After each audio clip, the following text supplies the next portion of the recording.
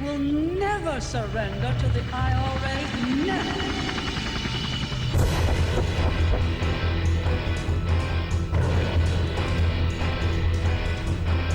These people will never win. Democracy will triumph over evil.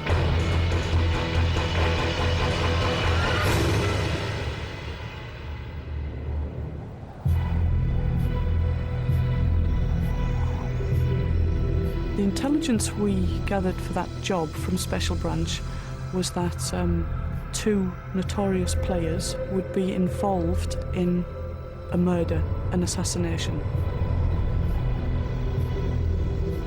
Mary belonged to the Army's secret undercover unit, 14 Intelligence Company, the eyes and ears of the SAS, the troop in Army language. I drove the troop in, 5 of them, in the back of a van, unmarked van, and basically I would take them in, drop them off. 14 Intelligence Company, the secret Army unit known as the Det, were monitoring 3 AK-47s at a farm building in County Armagh. There was intelligence that 2 of the IRA's most wanted men, Martin McCaughey and Desi Grew, were coming to pick them up that night. The SAS were waiting. It was a quiet night, dark, very, very quiet and still.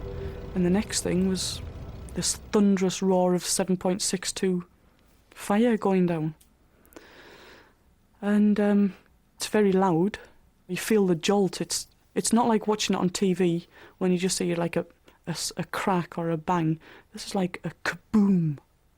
Several of them shattering the quietness of the night.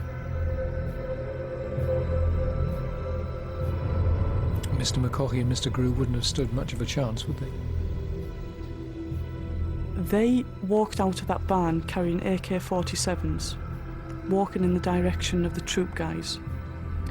At the end of the day, they were terrorists on a mission. They chose that.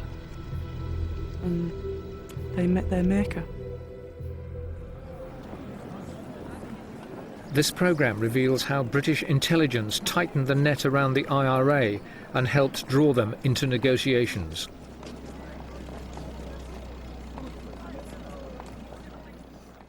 The real war in Northern Ireland was the intelligence war. I mean, this was the main factor in reducing the IRA or preventing all of the atrocities that may have taken place. It was all down to the gathering of intelligence by the Det and other agencies.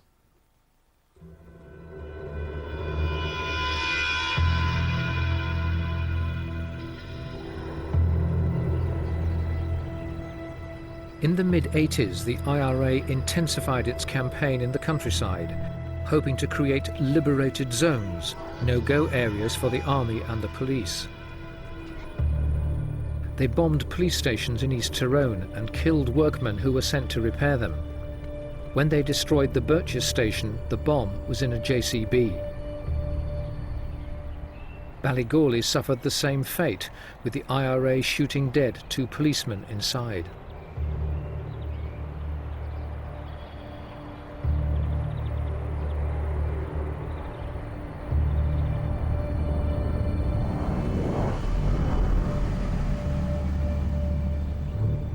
The IRA was brimful of confidence.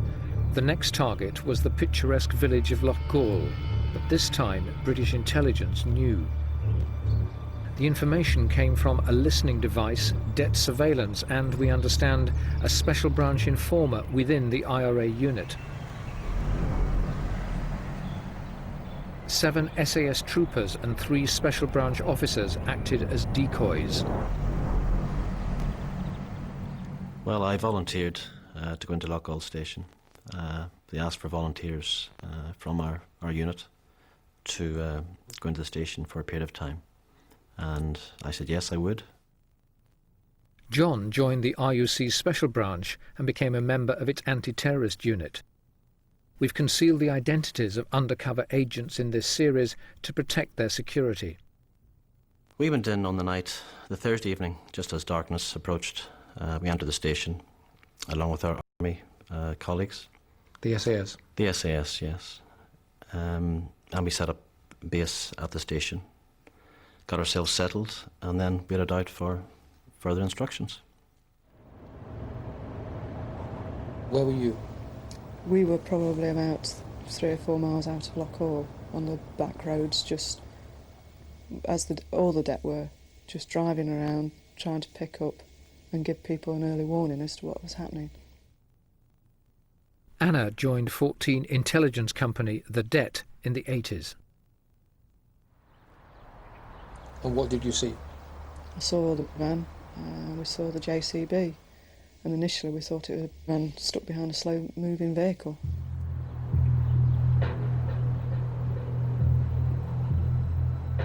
Loch Gall was a carbon copy of the Birches, a bomb in the bucket of a JCB.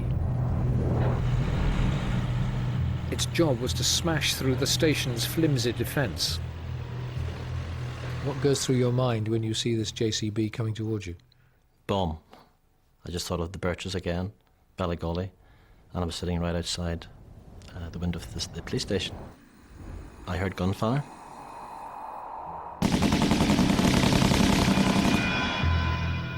I took cover, and then within seconds, a massive explosion.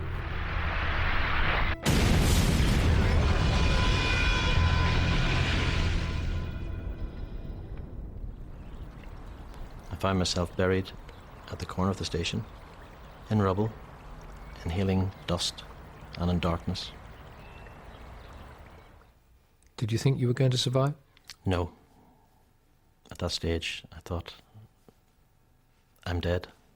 Simple as that. I thought I was dead. And what's going through your head as you're listening to all this gunfire? For me and my partner, we were just very quiet. We were just wondering what had happened, who had been killed, if we'd lost friends. Outside, the SAS were lying in wait, heavily outnumbering and outgunning the IRA's 8 men. The SAS fired over 200 shots. One of them killed the Special Branch informer who was part of the unit. The van was riddled like a sieve. And there were 8 dead IRA men. That's correct. It's a tragedy, but rather than 3 dead policemen, I think it's a better option.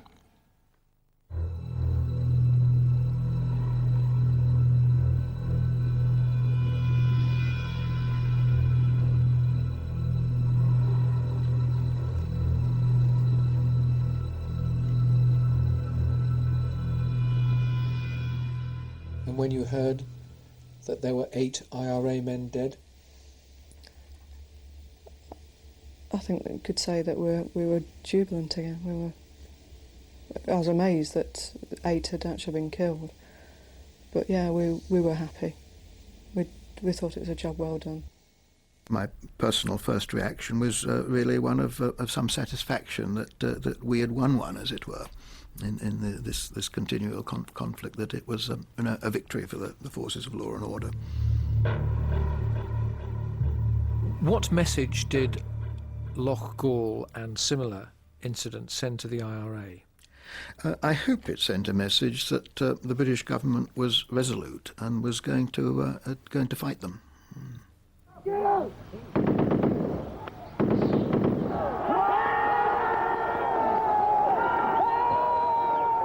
It was the IRA's biggest loss in modern times. Among the dead were some of its most experienced and ruthless men. Republicans accused the Brits of murder, claiming the IRA unit need not have been mowed down in cold blood. Why wasn't the IRA unit intercepted? Well, my understanding is that the intelligence was not precise enough for people to know where these people were coming from, precisely who they were, and exactly when the attack would take place. And as it happened, the events unfolded with such rapidity, it clearly wasn't possible to intercept them before they embarked upon their attack. Why weren't they arrested? Well, again, these are people who attacked with such ferocity. They demolished a police station. They opened fire with a whole variety of weapons. So clearly it wasn't possible to arrest them in those circumstances through the circumstances that they had brought about. A few hundred yards from the police station, there was a white car. Two brothers were inside. They were innocent civilians caught up in the IRA attack and SAS ambush. How many times were you hit? 12 times to the back and a couple of times in the head. In the head? Uh-huh. Whereabouts in the head? At the left-hand side of it, on the back. His brother Anthony was killed outright. The SAS fired 40 shots into the car. Do you remember your brother saying anything? Well, he gave a bit of a shout, Oliver, help me. Those are the last few words he said. Well, this is an absolutely unspeakable tragedy. But I have no doubt that that was brought about by a gang of people determined to engage in murder, determined to carry out a gun attack and a bomb attack. The SAS did the shooting, not the IRA. They killed Anthony Hughes. This is an absolutely unspeakable tragedy, and there's no words that can dilute that. But I have no doubt where the responsibility and where the blame lies. The SAS thought it was an IRA car. It wasn't. The brothers were just returning home from work. When you look back on what happened, how do you think of that night? Well, I think it was very unjust because they could have had a checkpoint and stopped us from going into that area. Told us there's danger about to take place. But there was no checkpoint. No. I don't know how that would have been possible because the time scale wasn't known. I don't know how you could have brought the village life to a stop, not having detailed information at disposal. But wasn't the real reason why there was no cordon around the village is that a cordon would have alerted the IRA to the fact that something was afoot, that their plans were known? No, I'm certain that that isn't the case. I'm certain that had intelligence, had information been precise, then the planning could have been much more precise. Did anybody ever say sorry? No.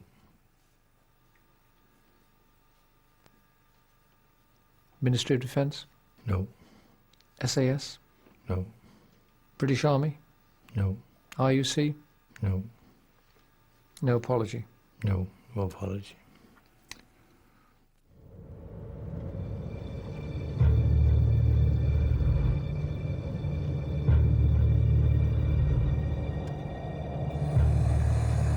Informants remain the lifeblood of intelligence, and the army, as well as Special Branch, recruits and runs them. Their handlers belong to the Force Research Unit, the FRU. It's so secret, it doesn't officially exist. Its motto, Fishers of Men, says it all. As much as anything, its fishers need nerve. You physically walk up to them And say? and say, I want a word with you, or hello, use his name, and say something like, I'm from British intelligence, I want 20 seconds of your time. Don't panic, don't run away, and hope that he stands still. If he doesn't, physically hold him. It wouldn't be the first time I was left with a duffel coat in my hands from one of them just taking off. Jeff joined the FRU in the mid-80s and handled both IRA and Loyalist agents. One of the agents he ran became notorious, a former British soldier from Belfast called Brian Nelson. By the early 70s, Nelson had left the army and joined the Loyalist paramilitaries of the UDA. In 1983, he offered his services to the FRU, but, disillusioned, left after a year and went to live in Germany. In 1986, the FRU brought him back, against the specific advice of MI5. Jeff became Brian Nelson's handler. We had set him up in that job. We had went to Germany, recruited him, promised him a house, had paid the deposit on a house, brought him and his family back into this dangerous job. He arrived with a left-hand drive vehicle, which was totally unsuitable. He was given the deposit for another car and set up in a taxi for him. Were you involved in that rehabilitation here? Yes. Astonishingly, Nelson rapidly rose to become the UDA's intelligence chief. In theory, his job was to alert his handlers about the UDA's latest target. They, in turn, would inform the tasking and coordinating group, the TCG. The TCG operates from this office and consists of representatives from the agencies of British intelligence. They decide what action should be taken to thwart terrorist operations and thus save life. But it didn't always work out like that. Nelson didn't tell his handlers everything, and even when he did, their superiors didn't always act. Nelson gave the killers cards containing personal details of dozens of Republican suspects. He compiled them with the help of his handlers. Jeff now admits that his secret army unit actually aided and abetted in murder. On occasions, would you give him the kind of information he was looking for? No, but I would say to him, perhaps you don't have that wrong there. But if you confirm the vehicle registration, and if the person who owns that car is targeted by the UDA, UFF, and killed, then you're complicit in the killing of that person, aren't you? Because you've confirmed the registration number. That's the real difficulty. Well, it's a fine line you walk. But the secret unit didn't stop Nelson crossing that line. He's believed to have been involved in over a dozen killings. In the end, he pleaded guilty to 5 charges of conspiracy to murder. 3 of those targeted survived. 1 was killed by mistake, and 1 was attacked in the middle of the night. His name was Gerard Slane. Nelson had supplied his photograph and file card to the killers. There was 4 gunmen, and they just took him down on the stairs, just gunned him down. Blood was all over the walls. In the end, things got too hot for both Nelson and the Frew. He was exposed as a British agent. The judge sentenced him to 10 years for his part in planning murders. At his trial, the Frew's commanding officer paid tribute to Nelson's work. Jeff was of the same view. He saved, in my estimation, dozens of lives. He was essential to what I'll use the word the war effort, and gave us an insight into the loyalist organisations that we never ever had in the past, and I believe don't now. He was a jewel in the crown. But to Republicans, Brian Nelson was living proof of collusion, the instrument used by British intelligence to wipe out its enemies. The fact that Nelson usually tipped off his handlers cut no ice. Brian Nelson had warned his handler 11 days before your husband was killed, and what is more, the day before your husband was killed, that he was being targeted. And yet the RUC never came to my door to tell me, because my husband might have been here today if not for the RUC. We don't know that the warning ever got to the RUC, but we do know, astonishingly from Jeff's own lips, that the Frew helped Nelson plan murder. Brian Nelson went to jail because he was involved in conspiracies to murder. Yes, at our behest. He was encouraged to be involved in those conspiracies. Yes, he was. By you and your colleagues. Yes, he was. By the Frew. Yes. By British intelligence. Yes. Serve their purpose. Yes. And he went to jail. Yes.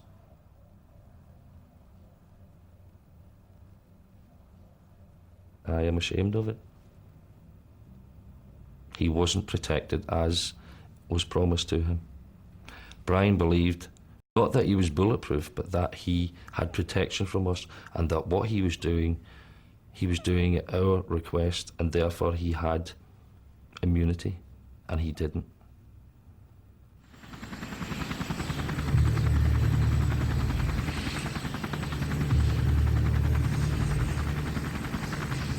British intelligence relied not just on agents, but on blanket surveillance, in particular in the border areas of South Armagh. Here, in the IRA's most impenetrable stronghold, the Det couldn't mingle with the locals with the freedom it did elsewhere. In order to watch their movements, increasingly sophisticated technology took over, not just from the air, but also on the ground.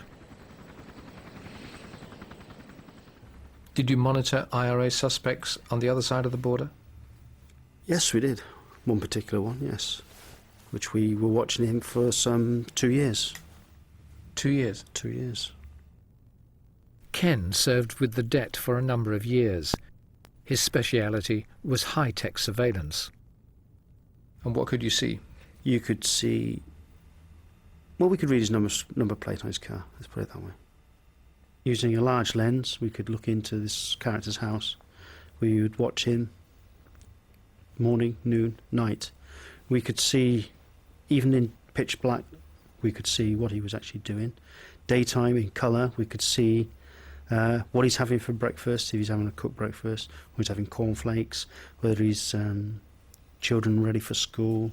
Is this a live camera you're trying to put in place? It is, yes. Transmitting live pictures? Live pictures, going back via microwave link to Portadown.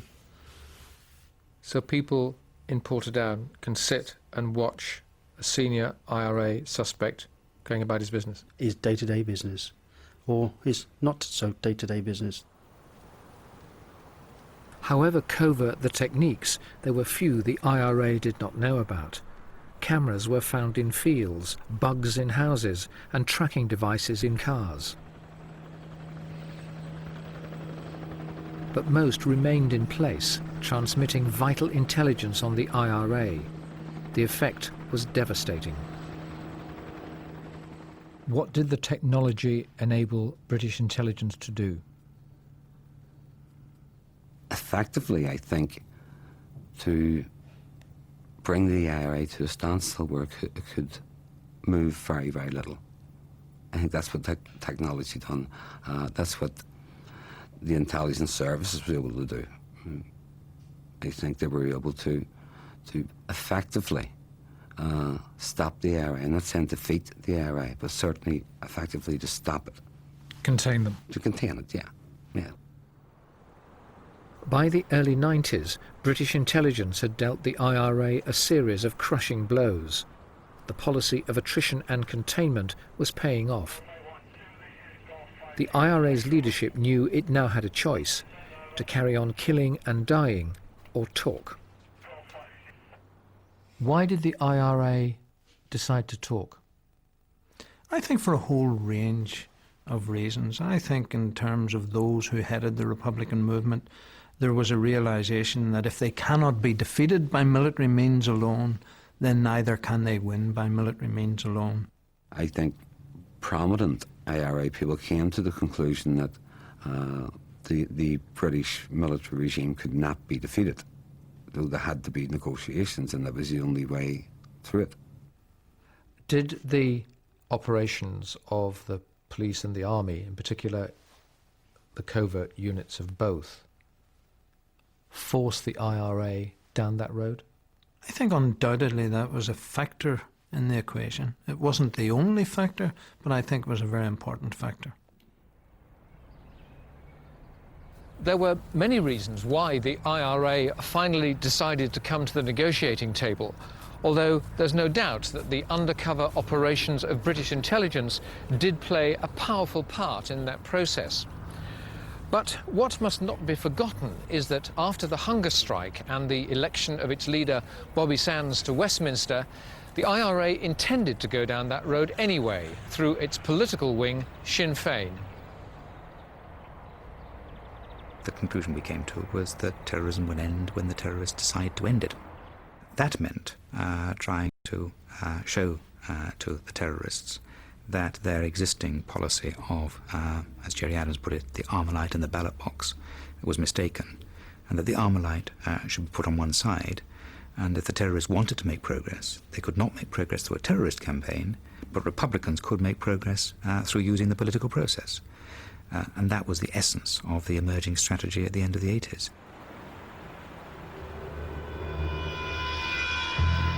By early 1991, the pieces were beginning to fall into place. Putting them together involved the government in the most sensitive operation of all, communicating with the IRA. It was done in the utmost secrecy. The ground was laid by the MI6 officer Michael Oatley. He'd negotiated the IRA ceasefire in the mid-70s and helped end the first hunger strike. He now re-emerged from the shadows. It did seem, during 1990 and 1991 early part, that there might be a mood developing within the provisional leadership where a political strategy as an alternative to violence might be something that they would consider pursuing. So Martin McGuinness agreed to meet me in Northern Ireland. How did Martin McGuinness strike you? Well, I hadn't met him before, and I was very considerably impressed by his firmness of manner. I thought he was obviously an intelligent interlocutor, rather, in some ways, rather like talking to a middle-ranking British Army officer of one of the tougher regiments like the Paras or the SAS. Although Oatley had not been authorised to meet McGuinness, he told the government what he had done. MI5 then officially took over. In 1993, the government received a dramatic message, allegedly from McGuinness himself. It said, "The conflict is over, but we need your advice on how to end it." It had to be taken extremely seriously and certainly not dismissed. Equally, it was important not to fall into a trap if a sensible analysis suggested that there might be one. So it was looked at extremely carefully and explored. But the secret exchanges ended when the IRA bombed a fish shop on the Protestant Shankill Road. Their target was loyalist paramilitaries thought to be meeting upstairs. They were not. 10 people died in the blast, including one of the bombers.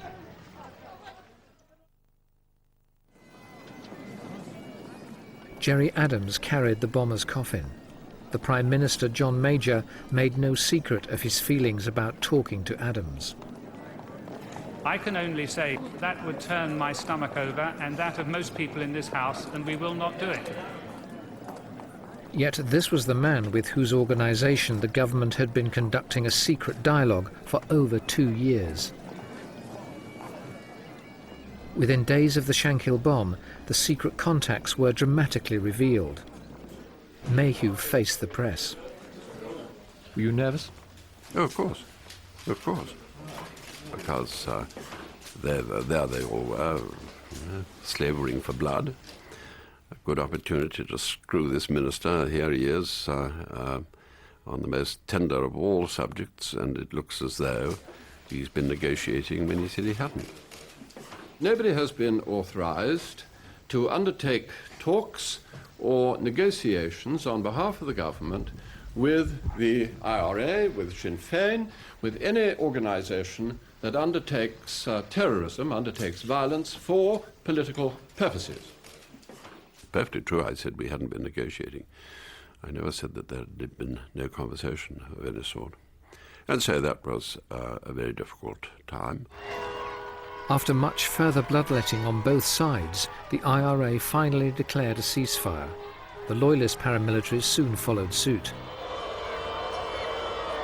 But the government was not convinced that the IRA was sincere and demanded assurances that its ceasefire was permanent. The Brits were not going to lower their guard. Covert operations still had to go ahead. And what was the IRA doing during its ceasefire? It was targeting various organisations, people from IUC, opposing organisations, tit-for-tat sectarian targeting, and planning operations for future. So during the ceasefire, you carried on with your operations? Yes, we did.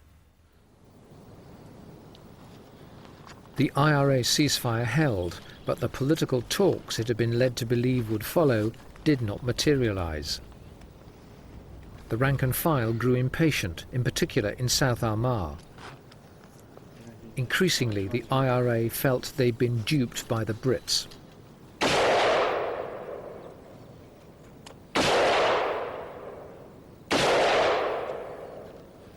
There was certainly frustration at grassroots.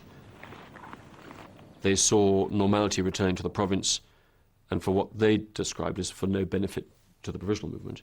And actually they were rapidly being ignored by the vast majority. And therefore they had to do something to restore their impact, to put pressure on the politicians, to bring them to the negotiating table. The impact came in the heart of London's docklands, and it was massive. However far-reaching the intelligence umbrella, the Brits were unable to anticipate the IRA's every move. In a liberal democracy where terrorists are prepared to flaunt and abuse the freedoms provided in that liberal democracy, then it's not difficult to carry out such attacks. And sadly, perfect protection against such attacks is not possible. The hopes of the emerging peace process were shattered in a night. Hardly the best start for the new head of the anti-terrorist squad.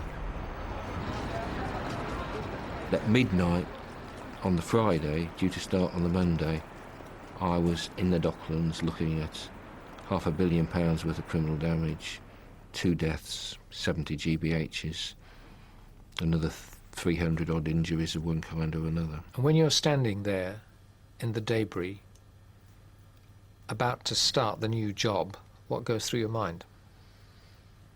Well, I suppose you wouldn't be human if you didn't ask yourself, gosh, where do I start here, looking at the scale of the devastation? Grieve and his team then profiled the vehicle that had delivered the bomb. By studying motorway surveillance cameras, they tracked its journey from Carlisle to London. The public was then asked to help.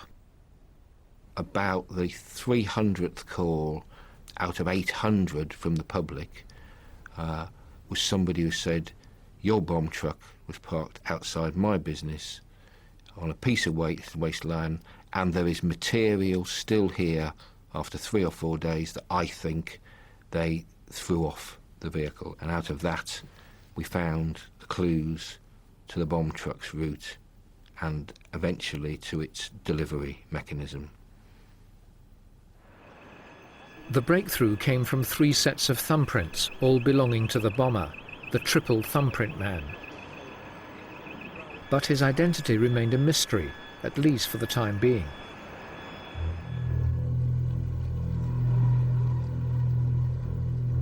With the ceasefire shattered, the Brits faced a renewed IRA campaign.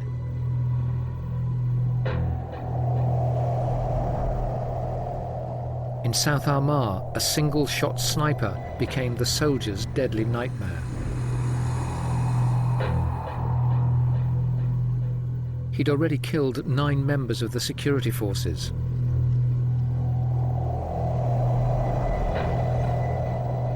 One had been lucky to survive. His helmet took the force of the high-velocity round. I was actually shot through the helmet, grazing the head. I do remember my neck being taken voluntarily back, as well as my whole body. And one of the things that sticks in my mind is the taste. It's not like a carbon taste. I don't know if it was taste from the round or taste, from the helmet, whether bits had flown off. But I can always remember this sort of horrible carbon taste. Not quite the same as a gunpowder taste you would get from a round going off or whatever, but a terrible taste. What was the psychological impact on soldiers of the sniper? I think the sniper had quite a major impact. You never knew where it was going to come from. You got virtually no warning. The fact that the sniper was very successful, that if he fired, in the majority of cases you were killed, clearly had an impact.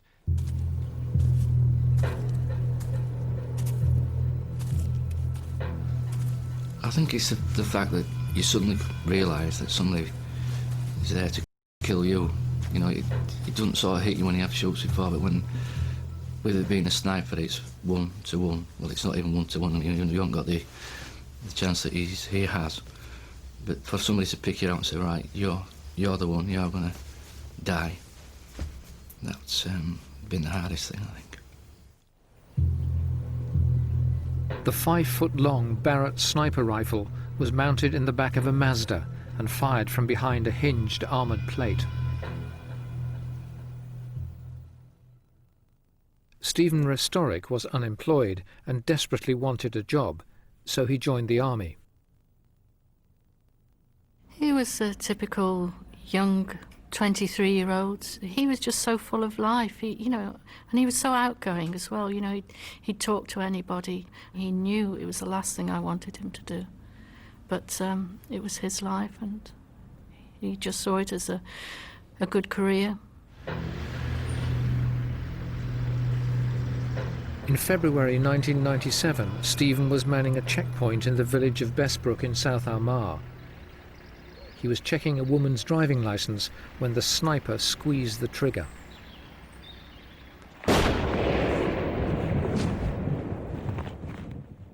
And when you heard what had happened?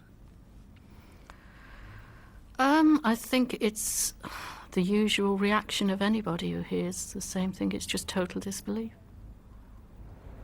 Slowly, when the policeman told me, I just said, no, it's not true, it's not true.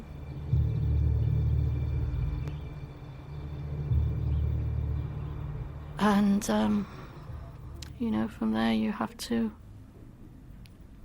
make what I would say the hardest journey anyone has to make.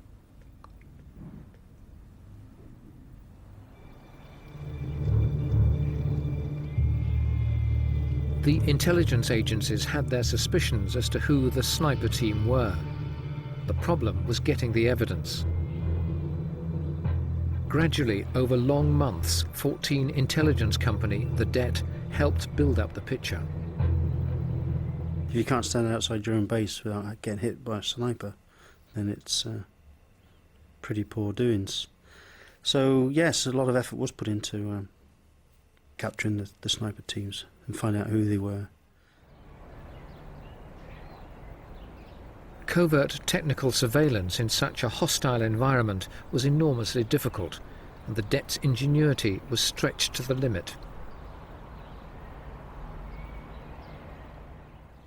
You would be picking out things at night in daytime, what you could probably use to disguise the cameras, whether it be an old Wellington boot that lays there or a rock, a significant rock. You would rock? Yeah. You would photograph the rock with infrared, take it back, and try and replicate that rock as best as you can, and replace that rock with another one with a camera hidden in it. So the camera is hidden inside? Inside a rock, yeah. Presumably the operation that you were involved in was replicated all over the place, all across, to find out exactly who it was, yeah. So all the suspects were identified? Monitored. Movements known? Yeah. Watched? Recorded? Recorded. And acted upon? Yeah, as and when required. Intelligence pinpointed aboard a farm where the team were preparing a shoot. 4 IRA men were getting their vehicles ready when the SAS swooped and made the arrest. In the search, they found the rifle's lethal ammunition and, in the end, the rifle itself, concealed under the floor of a horse box. We'd caught them red-handed. We'd struck a blow, the first proper blow probably for 20 years, against South Armagh, who'd almost thought they had become invincible. We'd struck right at the heart of their at the heart of their morale and their feeling of invincibility.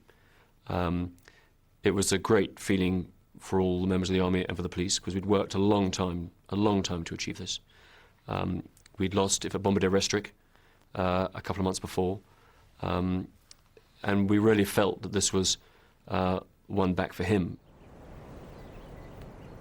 It brought about quite a degree of shock on the part of the IRA to be arrested right in their own backyard, so to speak, where they felt a certain degree of relaxation, to find that here they were arrested and their weapons seized. The IRA weren't actually holding weapons at the time of the arrest. Unlike previous allegations of shoot to kill, in this case no shots were fired. Above all, I think the fact that we had arrested them and not shot them, not killed them, was, I think, very important as well, because it sent a message that there weren't going to be any martyrs. They'd been caught red-handed. They were going to go down, that they were no longer invincible. One of those arrested was Seamus McArdle. He wasn't just a member of the sniper team, he was also the elusive triple thumbprint man behind the Docklands bomb. John Greaves' mystery was solved. I was actually at a rock concert one night, and my pager went off right at the end of it, and it was a message to call my contacts in the RUC urgently, and it was clear even from the pager message that they were very excited about something. The sniper team was tried and convicted in Belfast and sentenced to long years in prison.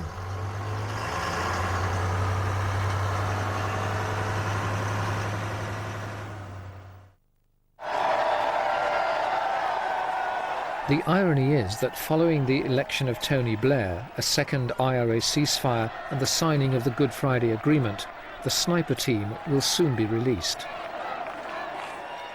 Such is the price of the hoped-for peace.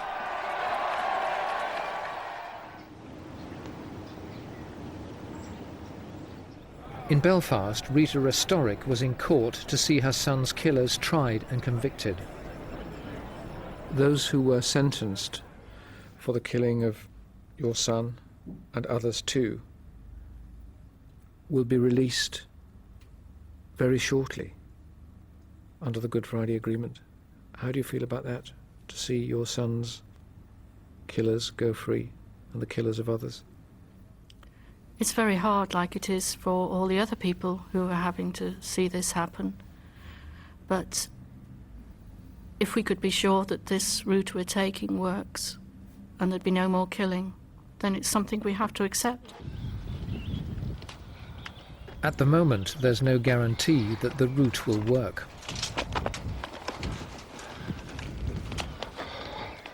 For years, the stumbling block to cementing a lasting peace has been the IRA's refusal to hand over or destroy its weapons.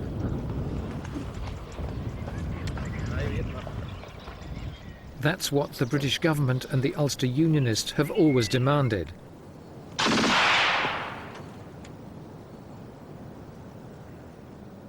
But for the IRA, it's been a step too far. Why is it so illogical to ask the IRA to decommission its arsenal if the IRA is really interested in peace? Decommissioning is one of these dishonest words, isn't it? Rather like calling the Ministry of War the Ministry of Defence. And decommissioning means hand in your weapons, which is, after all, the traditional mark of defeat. Defeated armies stack their weapons and walk off into prison camps. And I think it's established in the history of Irish rebellion that this is not something you do. If you decide to end your campaign, you stick your gun somewhere in the roof and continue to lead a peaceful life, but you don't go and hand it in. Any organization which has support and financial support and chooses violence can get hold of weapons. And token handing over of weapons is really meaningless but is politically counterproductive. The restoration of the executive and the return of Martin McGuinness as Minister for Education is reason for optimism. I suppose these guys want me to sit behind the desk. It's happened because the IRA was prepared to open its bunkers for inspection. But the gesture doesn't impress many who've spent their lives putting McGuinness's colleagues behind bars. To them, opening up bunkers isn't the same as giving up guns. You just cannot have a bunch of terrorists, and I feel probably once a terrorist, always a terrorist, a bunch of terrorists wandering around, and if they get a bit sad and they throw their teddy bear in the corner, they can just go out and get their Armalite or their AK-47 and pick up where they left off, be it in 5 years' time or 10 years' time. I feel there cannot be a political solution. Well, as they have been described so many times, the men of violence still have their weapons, their tools of violence.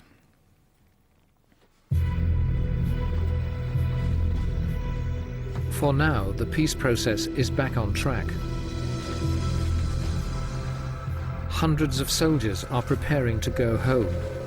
They believe their job has been done. What has the army achieved? 600 killed, 6,000 wounded, 30 years of experience.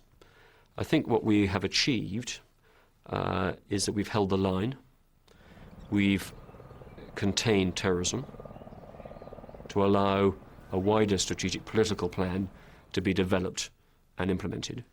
And I think we've done that job pretty well.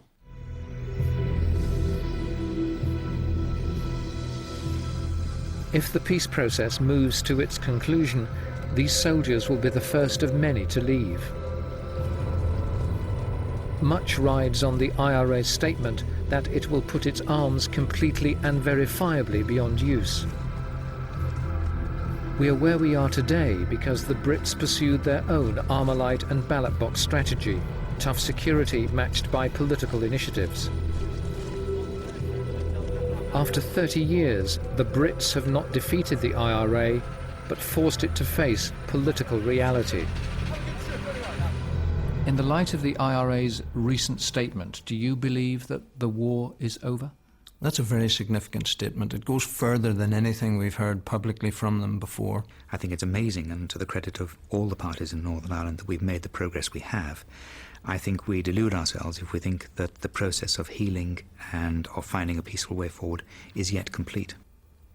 What I can say with confidence and optimism is that we'll never go back to the dark days. The public of Northern Ireland won't have to go back to the dark days, and public further afield won't have to go back to the dark days they had to endure for almost 30 years. Maybe too soon to say the war is over. I think we can say the war is ending.